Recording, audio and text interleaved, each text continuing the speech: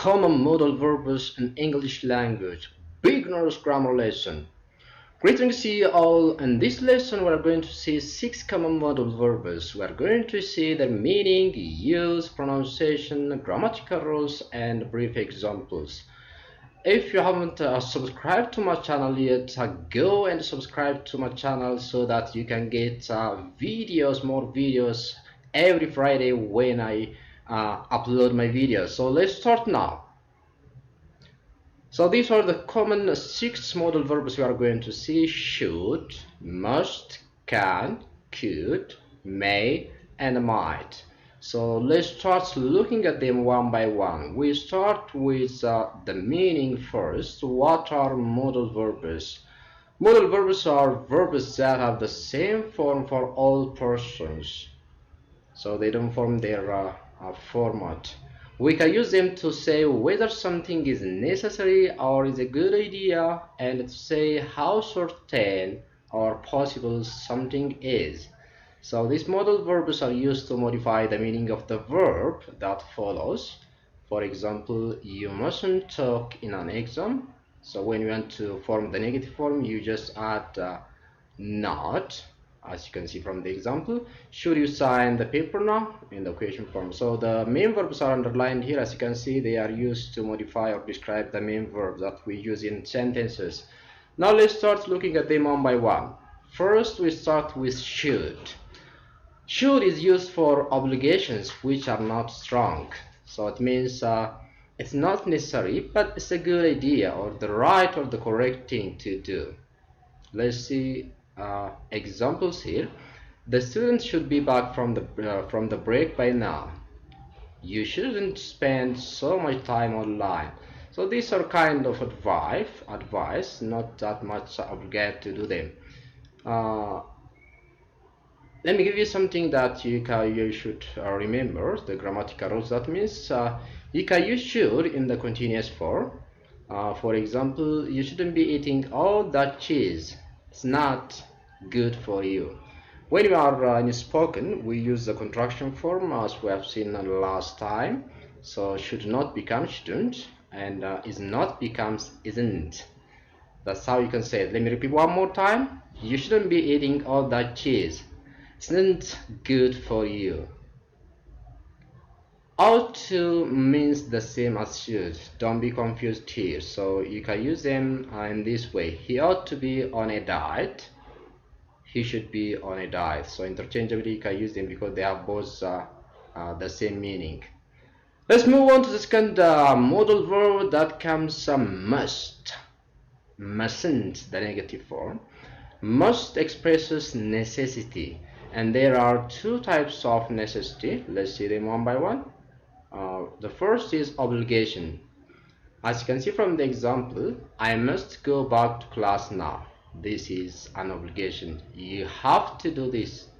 Let me tell you some grammatical rules here. Have to and have got to also expresses obligation, the same as must. But they have a slight difference. Must often expresses an obligation that comes from the speaker, whereas have to and have got to expresses an external obligation. That means someone that is telling us to do. Let me give you some examples so that can be clear for you. I must go back to the class now. This means I have decided this. It's me. I have got to go back to class now. I've got to go back to class now. Here it is another person, that is a teacher. So it's an external obligation. My teacher says I must do this.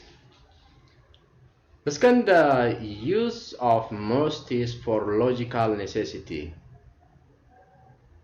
Here must means from the evidence I'm sure this is true. Let me give you an example. This phone bill must be incorrect. I never make any international calls. As you can see in the second clause, we have the evidence. So based on that evidence, so we can use such type of logical necessity, sentence that express logical necessity. With regard to grammatical rules, mustn't or must not is used for obligation, and that means obligate not to, or it's not allowed. So must not, when we use it in a spoken form, we say mustn't, mustn't. Look this example.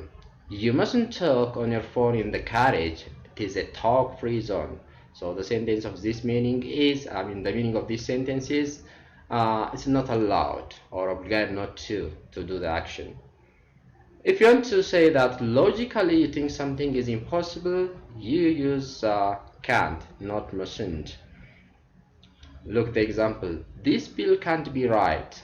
I never made any international phone calls. I think you have understood what I mean to say. Now let's move on to the third modal verb, and that is can. Can expresses possibility in three ways. Let's see them one by one. If you want to know more about can, how you can use can and can't, I have done a video on this. You can go to my playlist, and that is beginner's grammar lesson. You can get it from there. Now let's see them, the use. Firstly, we can use it to talk about ability, and the negative form is can't or cannot. He can speak Amharic well. And when we want to form a negative sentence, we say he can't speak Chinese well. So as usual, cannot is used in written format. When we speak, we say he can't speak Chinese well. Cannot becomes can't. Secondly, we use it for permission. Can I go to the bathroom? Can I go to the bathroom? Be careful that modal verbs create meaning with the intonation we use. So be careful about the pronunciation, the way you say it. Can I go to the bathroom? So you can't say, can I go to the bathroom? So there is a difference, right? Thirdly, theoretical or general probability. We use it for this purpose. Example, it's very warm outside now, but it can be very cool when you are inside or in the shade. So don't forget that can is not used to express specific possibilities either in the present or the future. For this purpose, you use may or might. Look the example. Look in that drawer. The keys may, might, or may be in there. So the specific possibilities in this example, as you can see, you can't use can in such situations. When we move, we come to could, the fourth modal verb. Could also used to express possibility in three ways. Let's see them one by one. First, like might and may, it expresses present or future probability. Look the example. Of course, she could be wrong. What you need to remember with grammatical rules of using could is that you cannot use could in the negative form. You always use it with positive form or positive sentences. So if you want to form a negative, you use may not or might not. Don't forget this. Secondly, we use it to ask for permission. Could I use your telephone? So when we pronounce could, sometimes we can contract it as could. So it's a little bit of American pronunciation. Anyways, you can say could or could. Could I use your telephone? Or could I use your telephone? Thirdly, we use it to express ability in the past. So could is the past tense of can, as you know. Let me give you some examples. My father could run a mile in 6 minutes. So this is an action in the past. We use it to express the ability of my father. Now let's come to the fifth, and that is may. May is generally used to express possibility in two different ways. So if you want to form the negative, you add not and it becomes may not. Let's see these two ways. First, present or future probability. So when we want to talk about present or future probability, we use may. Look at this example. She may be at her desk right now. Or if you want to make a negative, you may say she may not be at her desk right now. Secondly, we use it for a permission. So this is mostly in the first person, and it is formal. May I ask you a question? May I ask you a question? So again, the intonation I'm using here. May I ask you a question? It's a following intonation. So the intonation creates the desired meaning always in our sentence. So be careful with the intonation when you use these modal verbs. The last one is might. Might also expresses possibility. So in the negative form, you add not. Let's see them one by one. Firstly, we use it to express probability. For example, we might come to class tomorrow. We might not come to class tomorrow. Here, there is some confusion. Many people believe that might sound is more probable than may, but the intonation you use with the modal verbs is more important in showing how probable you think the action is. So both of them can be used to do this. So work on your intonation.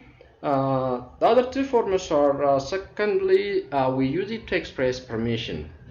It's kind of old, or it's old-fashioned and rarely used. Might I borrow your course book? Might I borrow your course book? And then lastly it comes in reported speech. So might is the past tense of may, as you know. Look this example, it may snow. So when we change into reported speech, we use might in this way. The weather forecast said it might snow. Okay, now let's come to the summary. Let's summarize what we have learned here. The degrees of probability can be summarized in this way. Must is used to refer to something that we are sure or logically certain to happen.